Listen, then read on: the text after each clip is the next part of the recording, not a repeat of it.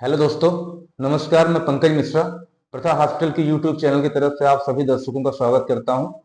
आज हमारे साथ डॉक्टर अजीत कुमार रावत जी हैं, जो कि प्रख्यात डीएम गैस्ट्रो कानपुर के हैं। दोस्तों, आप लोग जानते हैं कि हेल्थ इज वेल्थ, तो हमेशा हम लोग कुछ न कुछ अपडेट्स आपके लिए लेके आते हैं, जो कि आपके लिए बहुत इंटरेस्टिंग होता है। ऐसे ही आज हम लोग डिस्कस करेंगे एक विषय पर, जो कि है एंडोस्कोपी। तो डॉक्टर साहब, आज हम लोग चर्चा करना है कि एंडोस्कोपी क्या होती है सर, क्योंकि पेशेंट्स इंडोस्कोपी का नाम सुनते ही उसके मन में तमाम तरह के सवाल आते हैं कि ये कैसे होगा, क्या होगा सर। तो इंडोस्कोपी क्या है सर? आप पहले तो पंकज जी आपका धन्यवाद। जी आपने सर। अपने YouTube चैनल पर मुझे बुलाया।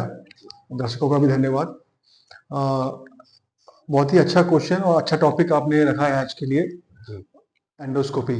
जी जैसे कि नाम में ही निहित है कि एंडोस्कोप, एंडोस्कोप यानी एंडो मतलब होता है अंदर, स्कोप मतलब होता है देखना।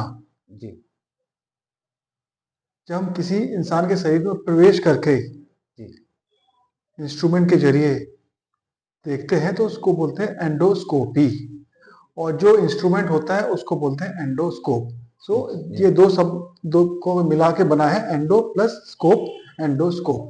जी एंडोस्कोपी उस प्रक्रिया का नाम है। जी। जी। सर, ये कितना स्केयरिंग होता है पेशेंट के लिए, क्योंकि पेशेंट इसका नाम सुनते ही उसको कि कितना पेन होगा, कितना टाइम लगेगा, कैसे होगा, बहुत से सवाल आते हैं। मतलब एक तरह से क्योंकि उसको उसके बारे में बहुत ज्ञान नहीं है, तो कहीं ना कहीं कितना स्केयरिंग होता है पेशेंट के लिए सर ये? आ, हाँ, ये अगर आप क्वेश्चन आज से 25-30 साल पहले पूछते तो डेफिनेटली बहुत स्केरिंग था। जी जी आ, पंकज जी, ऐसा है कि जो एंडोस्कोप होते थे पहले, वो उसको बोलते थे रिजिड एंडोस्कोप्स। जी सर। रिजिड का मतलब सख्त। वो एक स्टील की या फिर धातु की ट्यूब होती थी, जो कि 1-1.5 फुट की होती थी। जी और उसको हम पेशेंट की आहार नली में डालते थे। पूरी स्ट्रेट ट्यूब, जो कि बैंड बिल्कुल नहीं हो सकती, और उस नली के जरिए, इसको बोलते हैं रिजिड एंडोस्कोपी।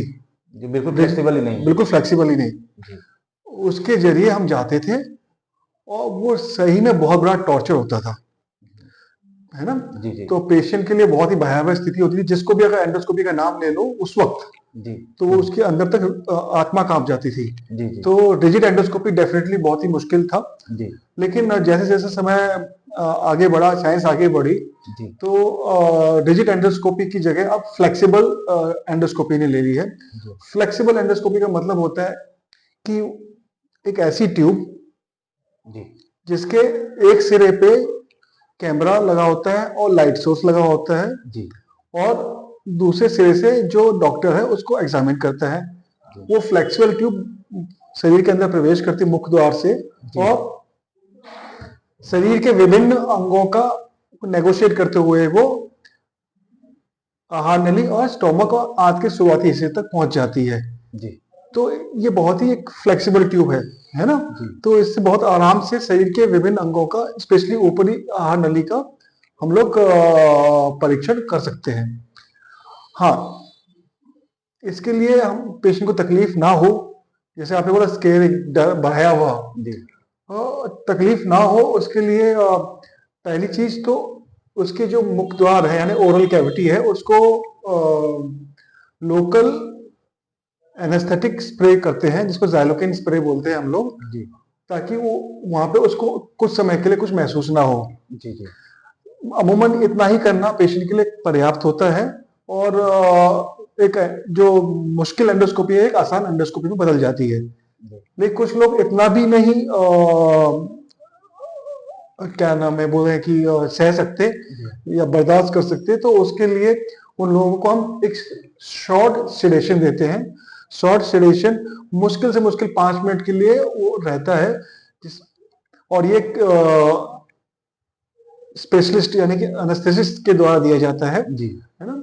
और वो 5 मिनट के लिए इंसान को बिल्कुल बेहोश कर देगा। उसको यह भी नहीं पता चलेगा कि कब एंडोस्कोपी शुरू हुई और कब एंडोस्कोपी खत्म खत्म हो हुई, गई। जी है ना। तो इसको बोलते हैं endoscopy with proper IV sedation. तो जी सर। ये भी आजकल उपलब्ध है। तो मेरे को नहीं लगता है कि अब एंडोस्कोपी उतनी मतलब बिल्कुल भी नहीं स्केरिंग है जी जितनी कि आज से 25-20 साल पहले जी हुआ करती थी। जी। अच्छा डॉक्टर साहब, इसके लिए एक और चीज है कि बिफोर एंडोस्कोपी फास्टिंग का शेड्यूल क्या होना चाहिए? क्योंकि डॉक्टर साहब बहुत से पेशेंट हैं जो कि 24 घंटा पहले से खाना पीना बंद कर देते हैं। बहुत से पेशेंट्स हैं जो मॉर्निंग में कुछ ब्रेकफास्ट लाइट करके आते हैं। बहुत से पेशेंट हैं कि इवनिंग टाइम में आए बट वो लंच करके आ जाते हैं। तो उसमें क्या शेड्यूल, टाइम फास्टिंग शेड्यूल क्या होना चाहिए बिफोर एंडोस्कोपी सर? पेशेंट के नज़रिए से बहुत अच्छा क्वेश्चन है जी कि अक्सर अक्सर वो कंफ्यूज रहते हैं कि जी कितनी देर पहले मुझे आहार बंद कर देना चाहिए। जी अच्छा, आहार जो पंकज जी है दो तरह के होते हैं, एक तरल आहार लिक्विड डाइट जी और एक होता है ठोस आहार सॉलिड डाइट। जी एंडोस्कोपी से पहले जो लिक्विड डाइट है लगभग 3 से 4 घंटे पहले बंद कर देनी चाहिए जी और ठोस आहार 6 से 8 घंटे पहले बंद कर देना चाहिए। उसका जी कारण ये है कि जो हम खाना खाते हैं वो हमारे अमाशय यानी स्टमक में जाता है। जी अब अमाशय को देखने के लिए अमाशय खाली होना चाहिए, है जी ना? जी तभी तो उसका निरीक्षण एंडोस्कोपी द्वारा हो पाएगा। जी जी अगर उसमें पहले से ही खाना हो जी तो बड़ा मुश्किल हो जाता है देखना। और दूसरा, एंडोस्कोपी करते समय वो अगर रिफ्लक्स होके श्वास नली में चला जाए तो बड़ी मुश्किल हो जाती है। तो जैसे कि मैंने बताया कि लिक्विड जो होता है उसको पेट से आगे आंतों में जाने में लगभग आधे घंटे से लेके 2 ढाई 3 घंटे तक लग सकते हैं, है जी ना?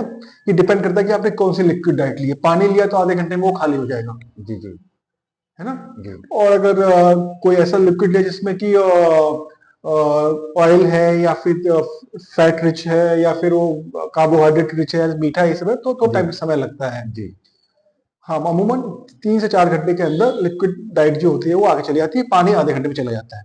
जी लेकिन फिर भी हम पेशेंट्स को सुरक्षा की दृष्टि से बोलते हैं कि पानी जो है वो 4 घंटे पहले तक पी पी सकता है, उसके सकता है। बाद नहीं पीना है। ठोस आहार स्पेशली दाल चावल हमारे क्षेत्र में खाया जी जाता है, जी रोटी सब्जी खाई जाती है, वो 8 घंटे पहले ही बंद कर देनी चाहिए बंद कर देना चाहिए। जी ताकि एंडोस्कोपी करते समय हमें जो विजुअल फील्ड मिले अंदर, जो निरीक्षण के लिए जो अंदर की स्किन जो मिले, है ना, पूरी म्यूकोसा खाली। जिसको, हाँ, बिल्कुल साफ दिखाई दे, कोई जी प्रॉब्लम ना हो। जी इससे पेशेंट को कॉम्प्लिकेशन होने का भी खतरा कम हो जाता है, ना बंद हो जाता है। जी और दूसरा, हमारे एंडोस्कोपिस्ट को जी उसका पेशेंट की बीमारी का डायग्नोसिस करने में बहुत हेल्प मिलती है। जी अच्छा, एक और चीज इसमें ये भी है कि ये 6 से 8 घंटे बोलते हैं हम लोग ठोस आहार के लिए, जी लेकिन जो हमारे कुछ डायबिटिक पेशेंट्स होते हैं, जी जी जी है ना, उनमें थोड़ा जो स्टोमक की एम्प्टिंग कैपेसिटी है, यानी खाली करने की जो कैपेसिटी होती है स्टोमक की, जी अमाशय की, वो थोड़ी शिथिल होती है, स्लो होती है। जी तो ऐसे लोगों को हम लोग 12-12 घंटे तक का भी फास्टिंग बोलते हैं, है ना? जी तो कोई डायबिटिक पेशेंट है या फिर कोई बीपी की दवाई ले रहा है, जी स्पेशली जो एम्लोडिपिन टाइप की दवाइयां होती हैं, जी। उनको लगभग 12 घंटे का फास्टिंग करना चाहिए। जैसे सर लाइफ सेविंग ड्रग्स खा रहा है, जैसे डायबिटीज हो गया या कार्डियक हो गया सर, तो क्या वो दवा भी नहीं खा सकता है मॉर्निंग में? नहीं, ऐसा नहीं है। कार्डियक की दवाइयां यानी कि हार्ट की जो दवाइयां हैं, जी है ना, ये एक्चुअल में बहुत ही कॉम्प्लिकेटेड क्वेश्चन पूछ लिया आपने। जी अगर तो एक डायग्नोस्टिक एंडोस्कोपी करनी, डायग्नोस्टिक एंडोस्कोपी का मतलब सिर्फ देखना है, वापस आ जाना है, जी जी तो वो दवाइयां सुबह हार्ट की दवाइयां खा लेनी चाहिए उसको, है जी ना? जी जी हम 8 घंटे पहले खा ले तो ठीक रहता है। जी लेकिन हाँ, शुगर की दवाइयां नहीं खानी चाहिए। जी वो इसलिए कि वो 8 घंटे फास्टिंग रहेगा, शुगर की दवाई वो खा लिया होगा तो जी उसकी ब्लड शुगर लेवल्स फॉल कर जाएगी जी जी जी और तो उसके लिए बहुत मुश्किल वाली स्थिति हो जाती है। जी जी तो जो डायबिटीज के जो पेशेंट्स होते हैं, जिस दिन एंडोस्कोपी होनी है जी उनको उस दवा दिन, हाँ, उस दिन उसको वो दवाई स्किप कर देनी है जी और एंडोस्कोपी के बाद जब वो खाना खाए उस समय वो दवाई वो खा सकता है। जी सर जी। अच्छा डॉक्टर साहब, इसके एंडोस्कोपी होने के बाद क्या प्रिकॉशंस करना चाहिए कि मतलब वो कितने देर में खा सकता है, अपनी डेली रूटीन्स को कितने देर में फॉलो करना शुरू करे, वो क्या क्या प्रिकॉशंस होते हैं सर? जी, और क्या रिस्क भी हो सकता है अगर नहीं करता है तो सर उसमें? ये डिपेंड करता है कि उस इंसान की एंडोस्कोपी क्या सिर्फ लोकल स्प्रे के द्वारा हुई है या फिर उसको बेहोश किया गया था, जी है ना? लोकल स्प्रे बोलते हैं, लोकल ज़ाइलोकेन स्प्रे हमने जो मुंह में किया है, जी एनेस्थीसिया स्प्रे दिया है, उसका इफेक्ट जो है 15-20 मिनट रहता है। जी तो यानी कि आधे घंटे बाद वो अपना खाना पीना शुरू कर सकता है। जी हाँ, लेकिन जिसको हमने आईवी सेडेशन दिया है, आईवी सेडेशन का मतलब पेशेंट पूरी तरह अचेत था, जी उसको लगभग 3 घंटे तक कुछ नहीं देना होता है। जी 3 घंटे वो और फास्ट करेगा एंडोस्कोपी के बाद भी। जी और ये भी ध्यान रखना होता है कि वो अगर घर से किसी टू व्हीलर से आया है या कार द्वारा आया है, तो वो कार ड्राइविंग भी वापस जाते वक्त ना करे, जी है ना। मतलब 7-8 घंटे का लगभग उसको एक ड्राउजीनेस या हैंगओवर टाइप रह सकता है। जी तो वैसे तो वो पूरी तरह कॉन्शियस हो जाएगा आधे घंटे में, जी लेकिन उसका हैंगओवर इफेक्ट या डिलेड रेस्पॉन्स के कारण उसकी जो ड्राइविंग स्किल्स है थोड़े कॉम्प्रोमाइज हो जाते हैं, तो उसको ड्राइविंग तो नहीं करना चाहिए जी। जी ये मतलब प्रिकॉशंस बहुत जरूरी है। जी जी अच्छा डॉक्टर साहब, एक चीज और पूछना चाह रहे थे हम लोग कि कैसे पता चलता है पेशेंट्स को कि हमें एंडोस्कोपी कराना है या नहीं कराना है? ये सर, ये सिम्टम्स या लक्षण कैसे उसको पता चलते हैं, या वो उसके लिए क्या करना चाहिए उसको? हाँ, ये एक्चुअली में समाज को जागरूक करने वाला क्वेश्चन है आपका। जी और एंडोस्कोपी करना है या नहीं करना है, ये तो गैस्ट्रोएंटरोलॉजिस्ट या पेट का डॉक्टर ही डिसाइड करेगा। जी लेकिन हाँ, एक आम जन को, एक सामान्य नागरिक को कब इस चीज की आभास हो कि वो जाए और डॉक्टर को कंसल्ट करे, है ना। जी तो ये आपका मेरे ख्याल से क्वेश्चन है शायद। जी जी जी जी मतलब वो कैसे पता करें कि उसको जरूरी है कराना है जी एंडोस्कोपी, तो कैसे पता चलेगा? जी।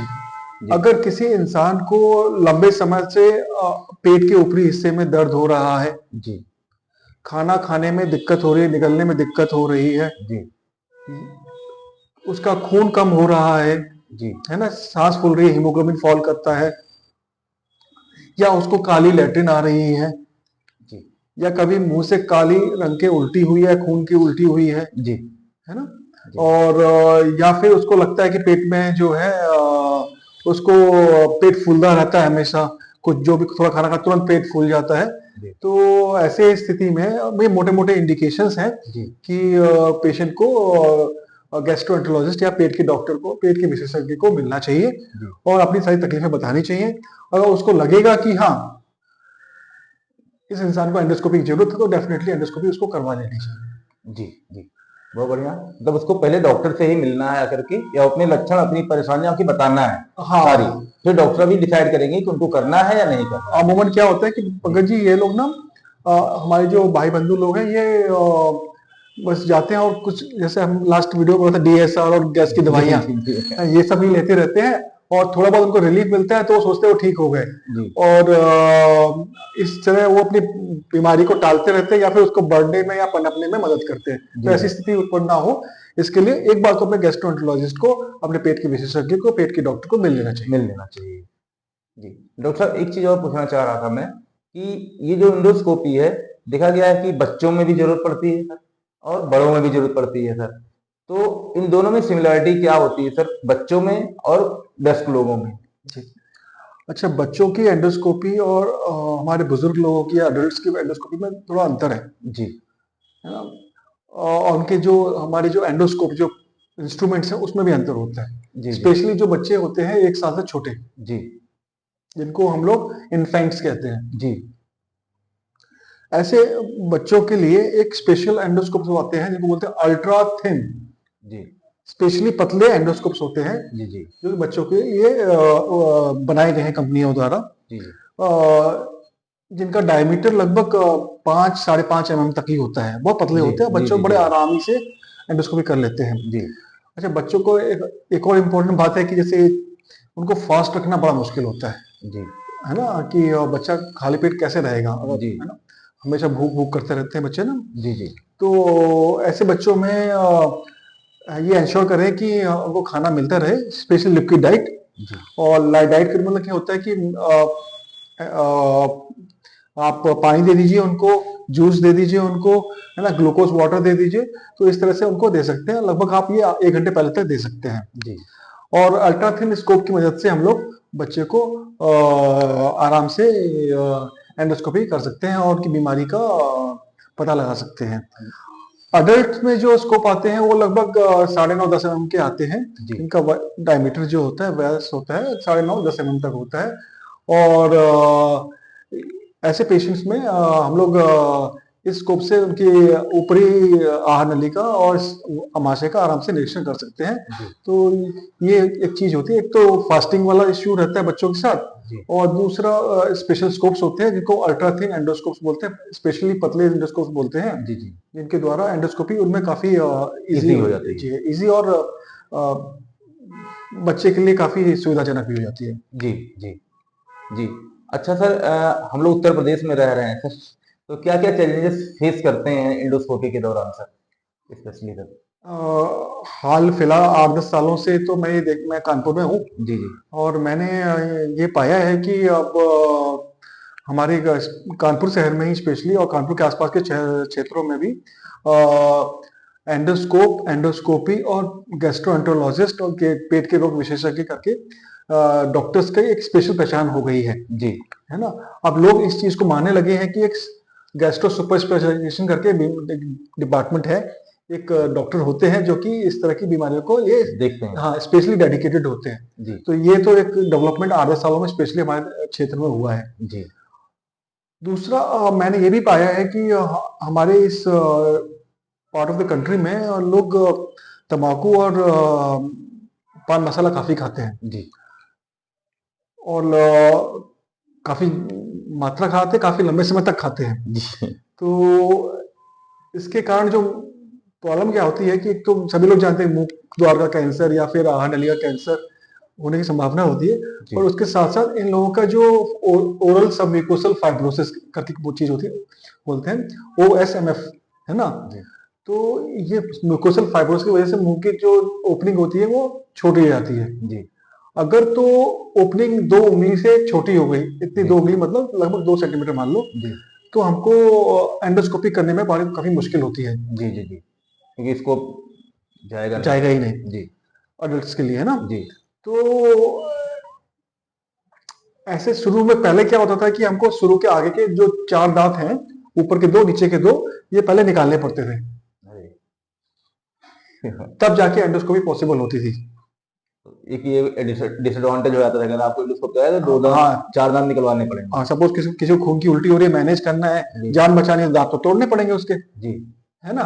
जी जी जी तो ये एक बड़ा मुश्किल वाली स्थिति होती थी। जी लेकिन अब जो है थोड़ा एडवांटेज आ गया है इसमें, कि हम जैसे अल्ट्राथिन स्कोप बताया जो हमने जी जी पीडियाट्रिक बच्चों के लिए, जी जी और उससे हम ये स्कोपी कर सकते हैं। और दूसरा एक ट्रांसनेशनल एंडोस्कोप होती है, जैसे कि हम उतने पतले एंडोस्कोप्स होते हैं जो कि नाक के द्वारा भी पूरी जांच हो हाँ जाती है, पूरी जांच आहार नाल चले एंडोस्कोपी पूरी जाती कंप्लीट कर लेते हैं। है। जी जी तो उससे भी काफी इस टेक्निकल एडवांटेज एडवांसमेंट जी है जी ना, जिसके कारण ये सब ट्रांसलेशनल एंडोस्कोपी या अल्ट्राथिन एंडोस्कोप ये सब हम लोग यूज करते हैं। जी। डॉक्टर साहब, बहुत अच्छी बात आज हम लोगों ने करी। एक चीज और पूछना चाहूंगा लास्ट में सर, कि एक बहुत बड़ा सबसे बड़ा जो सवाल है कि लोगों के मन में, कि इंडोस्कोपी एक टेस्ट है या इंडोस्कोपी एक प्रोसीजर है? क्योंकि आपने भी देखा होगा कि अब इंडोस्कोपी सर लगभग लगभग बहुत लगभग कुछ जगहों पे भी होने लगे हैं, जस्ट लाइक अदर जैसे जांचें हो रही हैं अल्ट्रासाउंड या इस तरह की। तो पेशेंट को सर इंडोस्कोपी कहाँ कराना चाहिए? क्योंकि वो कंफ्यूज है, बहुत से लोग उसको प्रोसीजर बोल देते हैं सर, बहुत से लोग उसको टेस्ट बोलते हैं, तो स्पेशली कराना कहाँ चाहिए और है क्या सर? जी। आज के संदर्भ में समाज में बहुत कंफ्यूजन है इस चीज को जी लेके। जी